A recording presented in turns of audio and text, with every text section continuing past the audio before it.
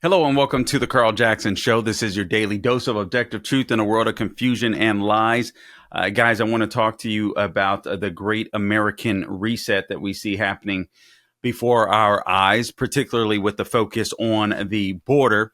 The border crisis is being handled, and honestly, I think the Trump administration is doing a great job handling the border, but we still have a long ways to go. And part of the battle will be to keep up it's basically got to be a PR campaign, right? Because these illegals are, there's going to be videos out there that aren't going to look pretty necessarily. But right now, Trump has the wind behind his back, so to speak, and things are going swimmingly. I'm going to share with you some videos in this particular segment. Because I just think it's fascinating, but I do want to just talk to you about some of the news that has taken place. I mean, I mentioned this earlier on Prager's show, but I am just honestly, I've gotten to a point where I do believe that God is really using Trump for such a time as this. You know, I hearken back to the days of Joseph in the Bible, where his brothers sold him into slavery, and obviously what they meant for evil turned to good, because Joseph ends up being the second highest in command in the land under the Pharaoh of Egypt. And before he knew it, his brothers were groveling to him. They had no idea that they were groveling to him, but in order to basically save their lives, and in essence, save the surrounding lands, because Joseph was so good at making sure that the land of Egypt had plenty of food and water and resources and so on, etc. And so, his brothers, when they sold him into slavery, they thought that was the end of it. His father was completely heartbroken, thinking that he had lost his son, and they couldn't stand him. They were jealous of him. He would talk about all of these grandiose dreams, and it would make them mad. It would drive them crazy, and they had had enough.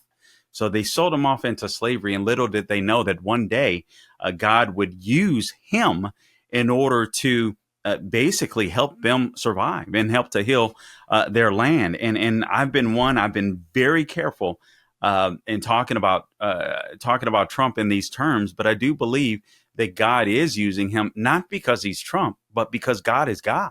And he can use whomever he wants to use, whether that's me, whether that's you, whether that's Trump in this particular case. And I was just thinking about some of the news before I get to some of the things that are happening on the border. I mean, just recall last week we did the podcast. Trump visits North Carolina, Trump visits LA, and then you had competing worldviews when the confrontation arose between he and Mayor Karen Bass, where you had a lady that was a total believer, it seemed to me, in the nanny state, a communist, a socialist, if you will, thinking. But I do believe she's an useful idiot in that sense. And I don't mean she's an idiot per se, but I do believe that she's a useful idiot for the left, because it seems to me like she bought into it. She really bought into it. And then what gave it away is when she sat there, and I won't play the audio for you. I did it in an earlier podcast, but you know what I'm talking about. When Trump was like, listen, you have emergency powers just like I have. You can make a lot of this red tape regulation go away right away. And within 24 hours, these people want to clear up their land. But you have these Agenda 2030 socialist communists that really would like to keep that land, quite frankly, and build the new Los Angeles 2.0. But these people aren't going to have it. And I don't think Trump is going to have it. And now you have Trump out there demanding, and rightfully so, that not only water gets their water issues correct, but they get their voting issues correct. There's no way Californians should be allowed to vote without using voter ID. I mean, that's just absolutely insane.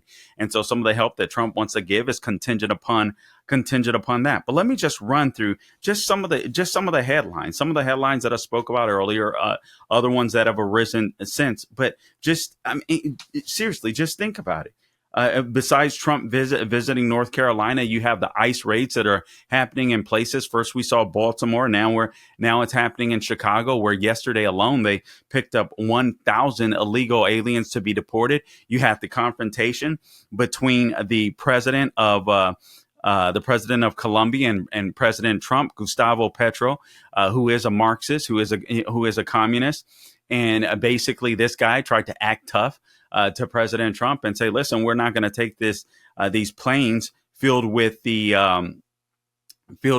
Colombians, illegals in our country, criminal the criminal element back, the baddest of the bad. We're not going to take them back. So he turns the planes around within minutes. Trump is out there tweeting or truthing or whatever you call it. Listen, this guy's going to pay a 25% tariff, and then within a week, 50% tariff. And before you know it, the president of Colombia is offering his presidential plane to go pick these people up. And now things have gotten so hot in Colombia that there's talks of impeachment.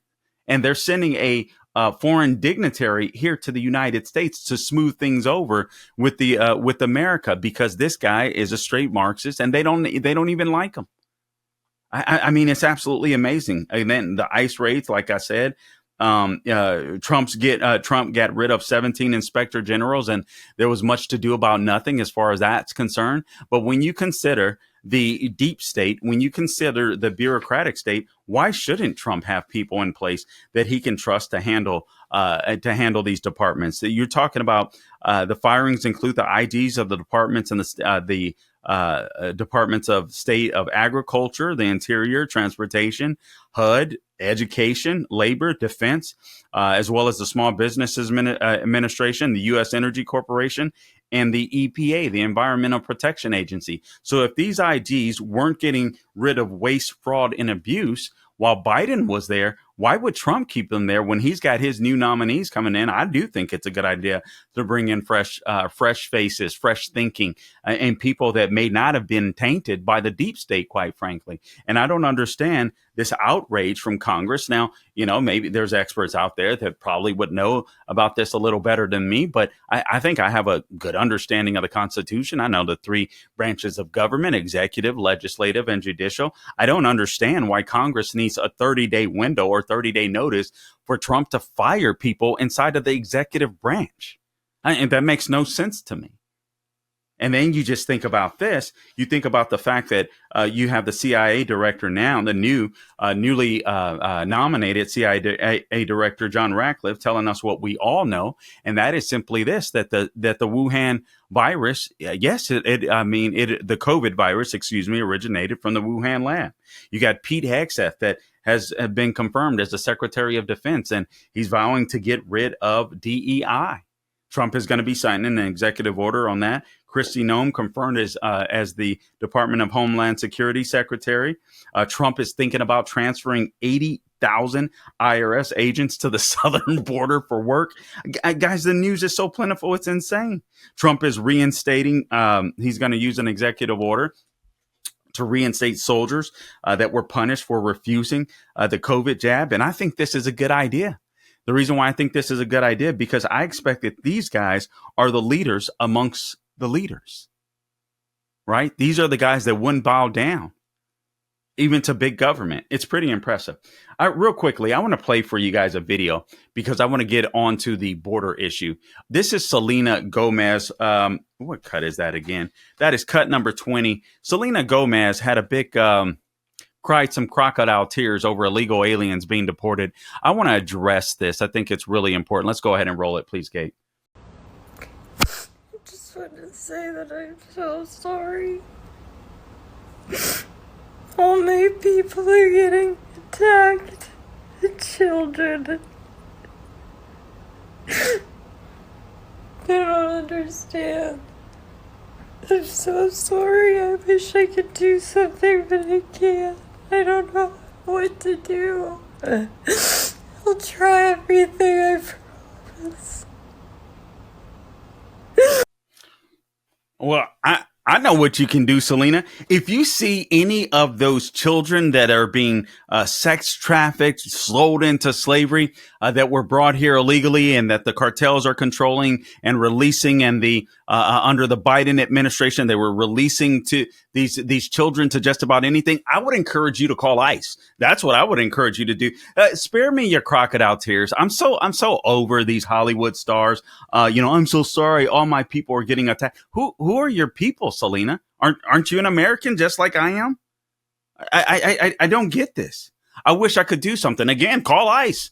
Call ICE if you see any one of these children that you didn't seem to cry crocodile tears over. These 300,000 children, again, that are being sexually assaulted, probably as we speak, and also working like slaves. What about the people that are being hurt, the working class that are being hurt by illegal immigration, that have to compete for jobs, that have to compete for housing, that have to compete for resources, whether that's in whether that's in a school, whether that's in a hospital. What about I know. What about the women that have been murdered? Selena Gomez. What about Laken Riley? What about Rachel Moran? What about Jocelyn Nungaray? It seems to me that your tears are completely misplaced.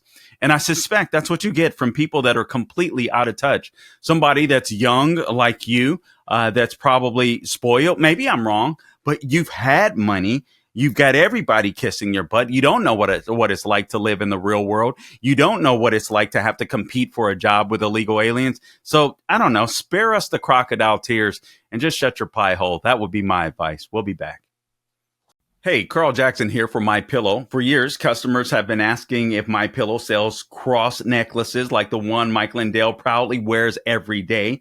Well, they are excited to announce that Mike has partnered with a jeweler right here in the USA to create beautiful sterling silver My Crosses. So right now you can save 30% today using promo code Carl, CARL, at mypillow.com. Click on the radio podcast square or give them a call at 800-858-0263 and be sure to use the promo code Carl. You can choose from the women's or men's style. The My Cross for women has a more delicate look and is reversible with mother of pearl styled translucent white enamel on one side and onyx styled black enamel on the other. The My Cross for men has a slightly larger cross with onyx styled black enamel and a slightly longer, thicker chain. So this amazing offer isn't going to last long. Order now. Go to mypillow.com. Click on the radio podcast square or call 800-858-0263. Use promo code Carl. And don't forget, there are so many deals available at mypillow.com. Use promo code Carl.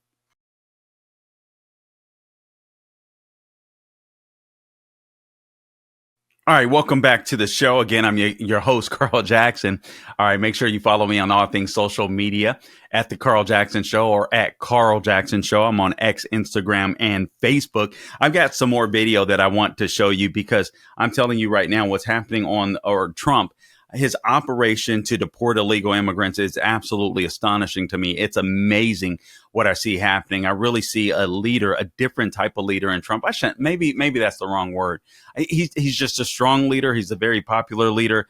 I suspect now, and I think Trump will go down as one of the top 5 presidents in American history. I do believe that now, just based upon what I've seen. Obviously, listen, I'm not an executive order guy. I'm not, you know what I mean? But the bottom line is so many of Biden's executive orders had to be reversed. I think Trump had to reverse nearly 80 on the first day alone from the Biden administration. But some of these executive actions are orders are changing culture too. I think people are really starting to wake up and they're starting to see things differently. They're starting to see things our way, so to speak. I don't think there's a major freak out, at least not yet, over Trump securing the border. And so you have the media that's harping on the economy. I mean, Trump has been in for a week. It took Biden. I mean, Biden started destroying the economy pretty quickly. There's no doubt about it. It happened with spending. But even doing that took several months before he really started destroying the economy. I want to take you to a video clip. This is Tom Homan and Martha Raddatz. I mean, they are not scared at all. This is what happens when you have a mandate. All right. I believe that Trump has been giving a mandate on the economy and inflation. I believe he's been given a mandate on the border issues and crime as well. And so I think that as long as his polling stays high, as long as Trump is out there, listen, what he did in North Carolina, and then he visited the people of North Carolina. He visited the people of LA. What did that tell you? I mean, just sit there. What did it tell you? Did Biden visit the people of North Carolina? No, he visited. I can't even recall if he visited LA, but I believe he visited LA. I know that Kamala Harris did. She visited North Carolina, but she was literally there for minutes, if I recall, just for a photo op before she left. She didn't do anything. FEMA didn't do anything. FEMA is a disaster. That's another story. How Trump is looking to totally reform FEMA, because that should be FEMA should either be abolished or perhaps I mean, governors should be solely in charge of the disasters. in their state so they can be held accountable. They can get a block grant from the federal government. That way, when things go wrong, we can hold somebody accountable. But they're unapologetic about what's happening, their border enforcement. And I absolutely love it. Here's video clip number 6. This is Tom Homan speaking with Martha Raddatz. I don't think that liberals, they don't understand what it's. I mean, it's got to be refreshing for them too, right? To be spoken to with such clarity and transparency. Let's play video clip number 6, please. I want to go back to those military flights going south. As you said, we have never seen that before. Is that going to be a constant commitment from the U.S. military every single day to take deportees out? Yes. So is this what we will see every single day, ending in what the president has promised is millions and millions being deported? Yes. But you can see the numbers steadily increase, the number of arrests nationwide as we open up the aperture. Right now it's concentrating public safety threats, national security threats. That's a smaller population. So we're going to do this on priority base, as President Trump's promised, but as that aperture opens, there'll be more arrests nationwide. When you talk about the aperture opening, the estimates of perhaps those who have been convicted or arrested in the past, 700,000 to over 1 million. So after you do that, then you go after everybody who is there illegally. If you're in the country illegally, you're on the table. Because it's not okay to, violate laws of this country. You got to remember, every time you enter this country illegally, you violated a crime under Title 8, United States Code 1325. It's a crime. So if you're in the country illegally, you got a problem. And that's why I'm hoping those who are in the country illegally who have not been ordered removed by the federal judge should leave. Just clarity. Just clarity. The grown-ups are back. Remember, they said that about the Democrats, and they said the grown-ups are back, but what they really meant was the dementia patient was back and a bunch of his staffers that were running the country, and it was a total disaster. Here's more clips. Here's J.D. Vance. J.D. Vance with Margaret Brennan. Clip number 10, please. Well, this is a country founded by immigrants. Well, this is a country founded by... This is a very unique country, and it was founded by some immigrants and some settlers. But just because we were founded by immigrants doesn't mean that 240 years later that we have to have the dumbest immigration policy in the world. Thank you. Common sense. I mean, just straight up common sense. And nobody's falling for this stuff anymore. See, the left-wing media, they've lost all credibility. They really believe that they can scare people into believing, the nonsense that they believe in, that they do for simply virtue signaling. Margaret Brennan, Martha Raddatz, they live in very exclusive neighborhoods. They don't have to worry about competing for jobs and housing with illegal aliens. No, you do. You do. And so these people can ask these questions because they're woke, because they're trying to virtue signal. And frankly, they want Democrats to win in 2026 and take back the House, take back the Senate, or both. Right? That's all they're looking for. But the problem is nobody cares what they have to say anymore because we don't trust them. Let's go to another clip. Clip number 11, please. Let me just address this particular issue, Margaret, because as a practicing Catholic, I was actually heartbroken by that statement. And I think that the U.S. Conference of Catholic Bishops needs to actually look in the mirror a little bit and recognize that when they receive over $100 million to help resettle illegal immigrants, are they worried about humanitarian concerns or are they actually worried about their bottom line? We are going to enforce immigration law. We're going to protect the American people. Yeah. Donald Trump promised to do that. And I believe the U.S. Conference of Catholic Bishops, if they're worried about the humanitarian costs of immigration enforcement, let them talk about the children who have been sex trafficked because of the wide open border of Joe Biden. You personally let them talk support about them going into people like schools Laken and Riley churches. who were brutally murdered. I support us doing law enforcement against violent criminals, whether they're illegal immigrants or anybody else, in a way that keeps us safe. All right. I mean, this is common. This is just common sense. And these Catholic charities, I have a video. I don't know that we have time to play it, but actually, let's play it real quick. Number 19. There's a report from Chicago that there were ICE agents that were turned away from a Southside elementary school earlier today. Is targeting of schools, targeting of things like this, something that the administration is comfortable with and will continue with? I think the framing of the question is wrong. If there's a law enforcement activity that's taking place in the school, then that would be for the protection and defense of the child. As you know, there's an epidemic of child trafficking and labor trafficking in this country. When federal law enforcement officers are turned away from a school, It is the act of turning them away that endangers the lives and safety of children. We've seen, as you know, 500,000 children trafficked over a 4-year period in the United States. This administration is going to investigate every instance of child trafficking, labor trafficking, sex trafficking, child smuggling, and all the attendant crimes involved in that. And our message to everyone in the country is to cooperate fully with immigration and customs enforcement so that we can end the scourge of child trafficking and child abuse that has been endemic these last 4 years. Okay, that actually wasn't the clip I was looking for, but it was so good. Stephen Miller, I kept rolling it. And that I love that. No, we're reframing the question. I mean, so whether it's Margaret Brennan, whether it's Martha Raddatz trying to get us to feel sympathy for this nonsense, we don't. I'm sorry. I'm over this stuff. People cannot, you do not have a country when people can just break in and then demand rights and demand welfare, or if they're immigrants or if they're citizens of another country, drop a kid. You know what I'm saying? And then all of a sudden this kid is an American citizen. That will destroy the nation. There's no nation in the world that's dumb enough to do that besides us. Ask yourself why. Ask yourself why. I mean, this is insane. So I love this. We don't have time to play this full clip, but I just want to give you a gist of it. This is Dr. Phil, clip number 17. I want to tell you why this is so important, what's happening here. Let's roll it, Gabe. What's your name? Seda.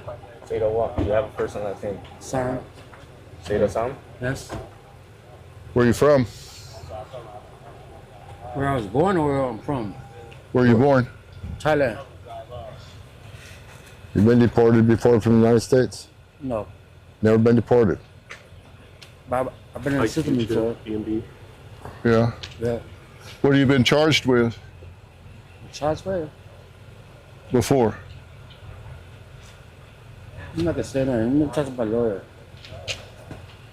Yeah. Are you a citizen? My mom's a citizen. Your mother's a citizen? Yes. But you're not? Nope. But you've never been deported before? You Dr. Phil. You look like Dr. Phil. Yeah? How do you know me? No, I seen Dr. Phil, you know, on TV. Yeah? Yeah. Yeah. Well, this is an example of sanctuary cities, right? We got an illegal alien convicted of sex crimes involving children, and he's walking the streets of Chicago. Again, the downfall. All right, let's cut it right there. The problem. You got an illegal alien, committed sex crimes with children, and he's in Chicago. And you got Martha Raddatz, you got Catholic Charities in the name of God talking about worried about the humanitarian costs. They're not worried about the humanitarian costs, again, of people that are losing jobs or housing as a result of competing with illegals. They're not worried about the women that have been raped and murdered at the hands of illegals. They're not worried about the children that have been abused at the hands of people like this illegal. Give me a freaking break. Unbelievable.